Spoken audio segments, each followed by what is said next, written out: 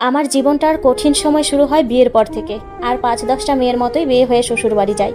আমি সেই বউ যে আমি নিজের শ্বশুরের দ্বারা সেচুয়ালি অপমান হয়েছি। আমি জানি না নিজের শ্বশুরের দ্বারা কেউ এমন হয়েছে কিনা। আমি আজ আমার নিজের জীবনী বলছি, কারণ যাতে অন্যেরা শিক্ষা নিতে পারে। আমার চুপ থাকাটাই আমার কাল হয়েছিল। বিয়ের পর শ্বশুর বাড়িতে যাই। বর আমার বিয়ের পর থেকেই ভালো ভালো বলতে সে শহরে কাজের সূত্রে থাকতো, আর আমি গ্রামে থাকতাম শ্বশুর শাশুড়িকে নিয়ে। আমার একটা যা ছিল সে বিষ খেয়ে মারা গেছে, আর সেজন্য আমার ভাসুরের জেল হয়েছে 14 বছরের জন্য। আমার বর মাসে আসতো 1 বা 2 দিন থেকে চলে যেত। তার মধ্যে গ্রামে আসতো, অনেক কাজের ঝামেলা থাকতো। যে 2 দিন থাকতো সারাদিন বিভিন্ন কাজে বিজি। রাতে আসতো ক্লান্ত হয়ে 2টা খেয়ে কোনো রকম ঘুমাতো। আমারও তাকে বিরক্ত করতে ভালো লাগতো না, কারণ আমি দেখি সারাদিন সে কত বিজি থাকে। মাঝে মাঝে শারীরিক সম্পর্ক হতো, আবার কোনো মাসে হতোও না। এই হচ্ছে আমার ভালো থাকা আর আমার ভালো বর, আপনারাই বুঝে নেন। আমি তেমন গরিবের মেয়ে না হলেও লোক লজ্জা আর সামাজিকতার ভয়ে কিছু কখনো বলতাম না, কারণ আমার পরিবারের শিক্ষাটা ছিল যাই হোক তবু সবুর করবা আর আল্লাহকে ডাকবে, সুখ জীবনে অবশ্যই আসবে। আর মেয়েরা বিয়ের পর এমনিতেই বাবা মায়ের বোঝা হয়ে যায়। বিয়ের পর থেকেই খেয়াল করতাম আমার শ্বশুর আমার দিকে যেন কিভাবে তাকায়। ব্যাপারটা ভালো না লাগলেও বলতাম, বাবা হয়তো ওনার তাকানোটাই এমন। আমার শ্বশুর আমার সাথে কথা বলতো, অথচ ওনার চোখ থাকতো আমার বুকের দিকে। আমি ওনার সামনে একদম শালীনভাবেই থাকতাম। পুকুরে গোসল করতেছি, উনি দেখা যেত পুকুর ঘাটে বিভিন্ন কাজের অজুহাতে আসতো। আমি আমার শাশুড়িকে কথার ছলে নানা রকম ভাবে বুঝিয়ে বললে উনি কিছু বলতো না। আমার শ্বশুর বিভিন্ন অজুহাতে সব সময় আমার গায়ে হাত দিত। উনি বেশিরভাগ সময়ই আমাকে জড়িয়ে ধরতো। অনেকেই খারাপভাবে নেবেন যে শ্বশুর জড়িয়ে ধরতেই পারে। আসলে আমরা মেয়ে কোনটা ভালো উদ্দেশ্য জড়িয়ে ধরা আর কোনটা এমনি, সেটা আমাদের ভালো জানা আছে। আমার বর বাড়ি আসলে তাকে বললে সে আমাকে নানা রকম কথা বলতো, আর বলতো তোমার মাইন্ড এত খারাপ কেন, আমার বাবা সম্পর্কে এগুলো কি বলো, হ্যান ত্যান হাবিজাবি বলতো। আমিও আর কিছু বলতাম না। একবার বাড়িতে কেউই ছিল না, আমার শ্বশুরও না। উনি আমার শাশুড়ির সাথে বোনের বাড়িতে গেছে। ওমা, 2 ঘন্টা পর দেখি আবার আমার শ্বশুর চলে আসছে। আমি আমার রুমে কি একটা কাজ করতেছিলাম, আমার শ্বশুর পিছন থেকে জড়াই ধরে। ছি, বলতেও লজ্জা করতেছে। ওই দিন আমি ওনাকে বলছি, বাবা আমি আপনার ছেলের বউ, আপনার মেয়ে। উনি তারপরও মানে নাই, আমাকে মারে অনেক। আমি যখন হাতাহাতি করতেছিলাম, তারপর ওনার চাহিদা মিটিয়ে আমাকে গালি দিয়ে বলে, কাউকে বললে তোর খবর আছে। শ্বশুর যখন চাহিদা শেষ করে আমার গায়ের উপর থেকে উঠে, আমি তখন দৌড়ে রান্নাঘরে যাই আর বটিটা নিয়ে আসি তাকে কোপ দেওয়ার জন্য।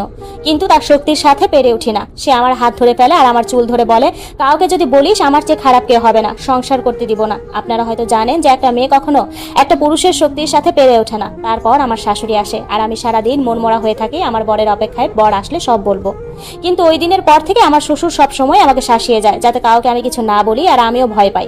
কাকে বলবো আমি, কেউ বিশ্বাস করবে না আমার কথা। এরপর থেকে আমার শ্বশুর নানা অজুহাতে আমার শরীরে হাত দিত, আর আমার শাশুড়ির সামনেও আমার শাশুড়ি কিছুই বলতো না। 28 দিন পর আমার বর আসে। বর এসে বিজি নানান কাজে, কথা বলার সময়ও পায় না, 2 দিন থেকেই চলে যায়। আর যাওয়ার সময় আমায় বলে, আমার বাবাকে দেখো, সে তোমার বাবার মতো, তার আবদার পূরণ করো, সে আর কয়দিন বাঁচবে। আমি আমার বরকেও বলতে পারলাম না, আর এদিকে আমার কাছে আমার শ্বশুর বাড়িটা দোজকখানা। আমার বর চলে যাওয়ার পর আমার শ্বশুর রাতে আমার রুমে আসে আর আমার মুখটা শক্ত করে ধরে। আমি চিৎকার করতে চেয়েও পারিনি। কিভাবে পারবো বলুন, তার সাথে কি পেরে উঠি? আমি তাকে কোনো রকম খামছি আমার উপর থেকে উঠাই আর ধাক্কা দেই।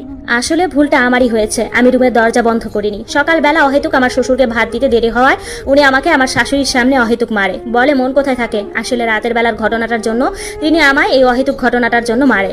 রাগ করে এক কাপড়ে শুধু বোরকাটা পরে বাপের বাড়ি যাই। বাপের বাড়ি গিয়ে দেখি দুপুরে খাবার ভাতটুকুও নেই। আমার ছোট ছোট ভাই বোনরা কান্না করতেছে।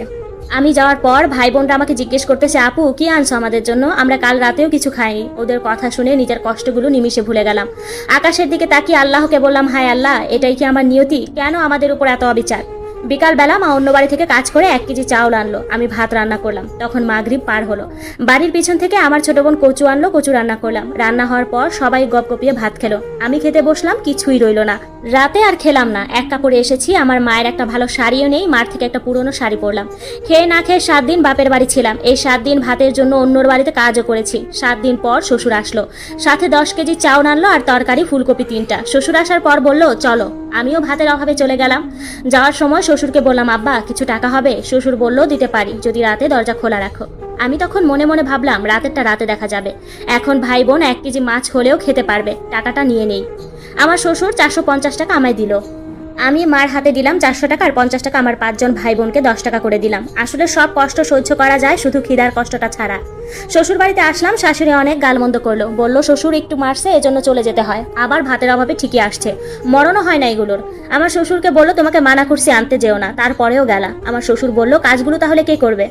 রাত হলো, আমি তাড়াতাড়ি খেয়ে দিয়ে ঘুমালাম আর দরজা বন্ধ করে দিয়ে। রাতে শ্বশুর অনেক ডাকছে, দরজা খুলিনি। তারপর